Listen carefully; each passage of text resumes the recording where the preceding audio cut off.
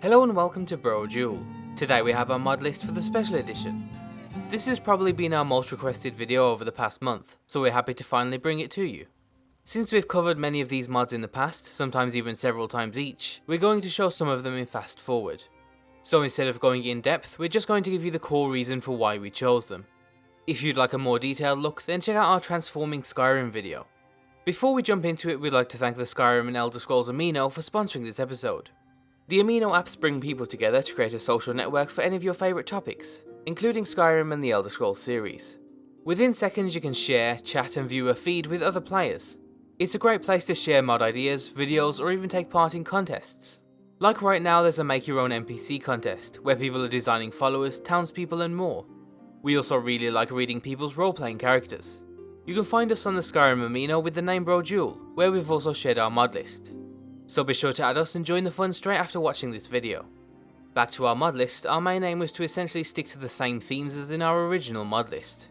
We don't want anything screaming at you while the spotlight should be on the mod we're showcasing. So again we'd like to stick to the vanilla style while subtly improving the game's visuals. So first we stuck with a favourite of ours, Vivid Weathers. This opens up a ton of new weather types across the board, getting rid of the repetitive weather in the vanilla game. We also really like how it manipulates colour and lighting over the other weather mods. In the special edition you have less options for configuration, but you can still mess with things like saturation and brightness using an in-game config book. All in all, it's just a solid weather mod. For flora mods we only have one, and that's Unbelievable Grass. This is a mod that takes a bunch of grasses from other mods and then mixes them together to create a really unique and highly customizable grass mod. You get to decide how dense the grass actually is and therefore how demanding it is on your system. We can safely crank it up to a high setting, but prefer to just keep it at the default settings for our videos. For our water, we once again stuck with Realistic Water 2. This is by far our favourite water mod, and it affects pretty much everything about water, from the visuals to the sounds to even little tidbits like bobbing icebergs. It's the complete package and it gives a unique edge to all of the different bodies of water around Skyrim, which is great for immersion. A flowing river will now look, sound and move in a way that's unique when compared to say a pond or the ocean.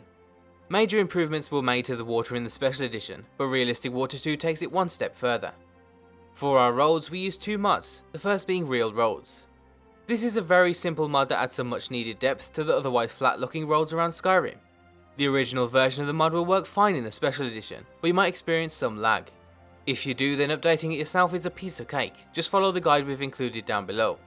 Then for our road textures, as well as textures for nearly every other part of the game, we've used the Noble Skyrim HD Overhaul. This is a texture overhaul that makes great use of colours on both a small and large scale.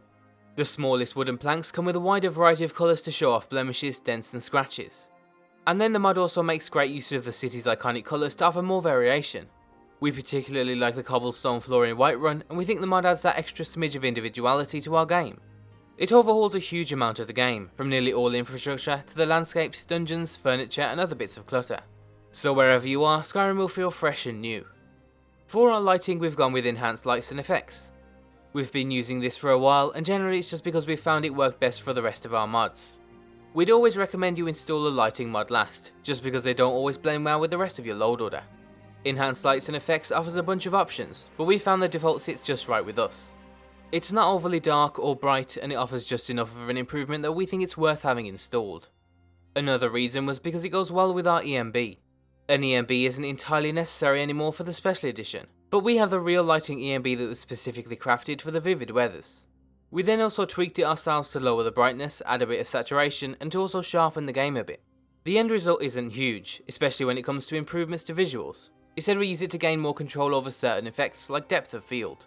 So you don't really need an ENB if you don't want to, but we thought we'd share it anyway in case anyone was following our mod list exactly. Moving on from that we have the Static Mesh Improvement mod.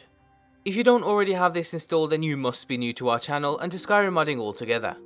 This mod is a must have and provides some vital improvements to meshes around Skyrim. Whether it's the ropes on posts, the fences at farms or even just smaller tidbits like feathers or lockpicks. The mod makes some major improvements that we highly recommend everyone has it installed. For our character mods we also have two. First we chose the Windsong Immersive Character Overhaul. Since the original, the author has now expanded on the mod to complete the overhaul. Every single race now has new visuals, including the beast races. The mod offers new, highly detailed textures across the board in a style that's similar to vanilla, which is our main reason for liking the mod. On top of that, it also offers new character presets, improved unique NPCs, and even 2 optional followers. The special edition version even has Immersive in its name, so you know it's a great mod. The second mod we have is Rustic Clothing. This is the only armor or clothing texture mod that we have installed while we wait for Born to be updated. The mod enhances every single piece of clothing in the base game, and again it's just about bringing those lower quality areas of the game on par with the rest of the mods in the load order. This also sticks to the vanilla style, which is a big plus for us and another big reason why we chose it. And finally, the last mod in our load order is probably the oldest one we have, and it hasn't left our mod list since its creation. If you've ever wondered how we dance at the end of a video, it's all thanks to FNIS, or 4's new idols for Skyrim. The mod is now in the special edition, and with the FNIS spells mod you can force animations on any character. It does a whole lot more than just that, and it's essentially a platform for adding entirely new animations to the game. But for us, it's a way to select a dance, point it at a character, and then turn around.